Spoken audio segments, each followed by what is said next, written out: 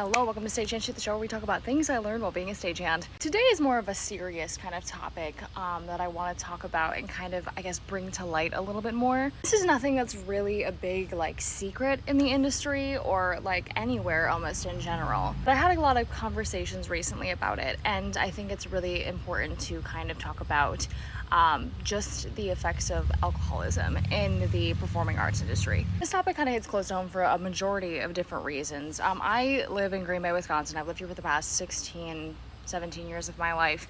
And if you don't know, Green Bay is one of the drunkest cities in America. And it is pretty rampant with alcoholism. I know one of the leading causes of death is drunk driving for people my age and just in general.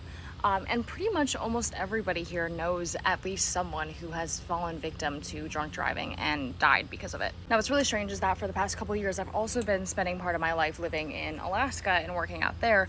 And when I'm out there, I'm actually living with a bunch of people from Utah. And these are all members of the LDS faith. So it's absolutely no alcohol, absolutely none of that.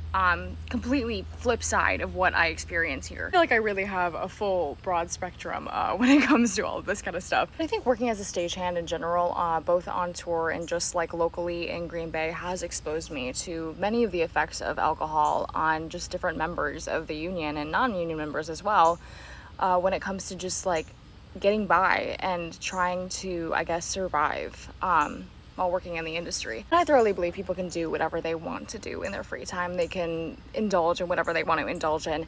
I just think the problem arises when people pressure others into doing it, especially younger and newer members who are freshly turning 21, or even if they're older than that. I wouldn't say I go to a lot of bars in my free time. I drink from time to time. I don't make it a regular thing that I do on a regular basis. But I've also already had quite a few negative experiences with alcohol in the past, and I'm only 21 years old. I also went to college in Wisconsin, which can say a lot. I've had quite a few people who are going on their first tour this upcoming season kind of ask me what I learned on my first tour just recently.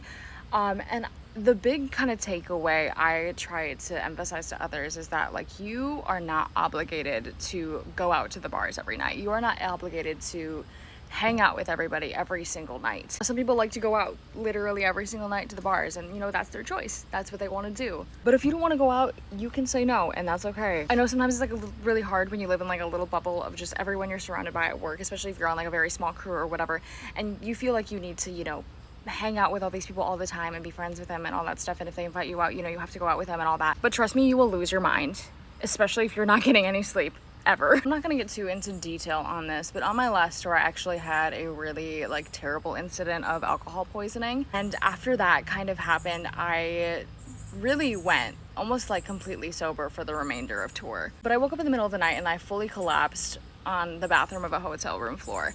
And I guess when I woke back up, which I don't even know how long I was unconscious for, I just kind of had one of those moments of what am I doing? Why am I doing this? I genuinely felt like I was gonna die. I should have called 911, went to the hospital and everything, and maybe I should have, because it was just a terrible condition. I couldn't get off the bathroom floor and it was just awful. But I kind of had one of those moments when I was laying on the bathroom floor where I was there are people who look up to what I do. And even if I don't entirely know who they are and I don't see them all the time and I don't always, hear from them, I know that there are people out there who look at what I'm doing and they're you know what, I want to do that someday. I just feel like I wasn't really setting a good example in that moment. So anyway, very personal story there. But I think it's important to kind of share, because I would tell people about this and I would tell other stagehands that I was working with about this, and I would still be pressured into going out and drinking and being made fun of if I wouldn't do that. And I don't think that that's right. So I kind of ended up saying no to most of the outings, I guess after shows and everything. I said yes every once in a while, but I said no more often than not. And I always felt like I was going to feel a massive fear of missing out. And when I got back home, I would really regret not hanging out with everybody even more and all that kind of stuff. But I'm realizing that you know what, so much happens when you're on the road that like it is so hard to remember every little detail about every little day. So don't feel pressured into going out every single night and doing things you don't want to be doing because that's what stagehands do.